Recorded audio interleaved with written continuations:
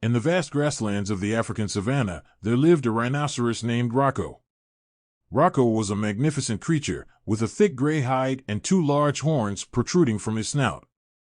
He had roamed the savannah for many years, grazing on the lush grasses and basking in the warm sun. But one day, everything changed. A group of poachers had infiltrated the savannah, armed with guns and a thirst for profit.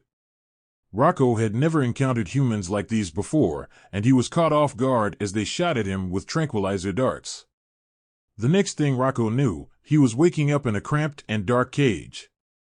He tried to move, but he found that he was bound by ropes and chains. He was frightened and confused, unsure of what had happened to him. Days turned into weeks, and Rocco was transported from one place to another, sold and resold by different poachers. He was forced to perform in circuses and zoos, constantly on display for humans to gawk at. He was fed poorly and given little space to move. Rocco's spirit was broken, and he began to lose hope that he would ever be free again. But one day, a group of animal rights activists launched a daring rescue mission. They raided the facility where Rocco was being kept and freed him and several other animals from their cages. Rocco was overjoyed to be free again, but he was also wary and unsure of what to do.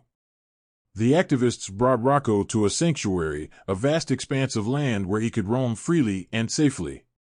Rocco was hesitant at first, unsure of what to make of this new environment. But slowly, he began to explore his new home, discovering fresh water sources and grazing on the tall grasses. Over time, Rocco grew stronger and more confident. He was no longer bound by ropes or chains, no longer forced to perform for humans. He was free to be himself, to live as he had always been meant to live. Years passed, and Rocco lived a peaceful life in the sanctuary. He formed a bond with the other animals there, and he was content in his new home.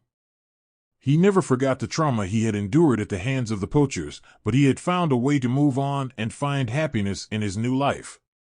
And as he looked out over the vast expanse of the savannah, he knew that he was finally where he belonged.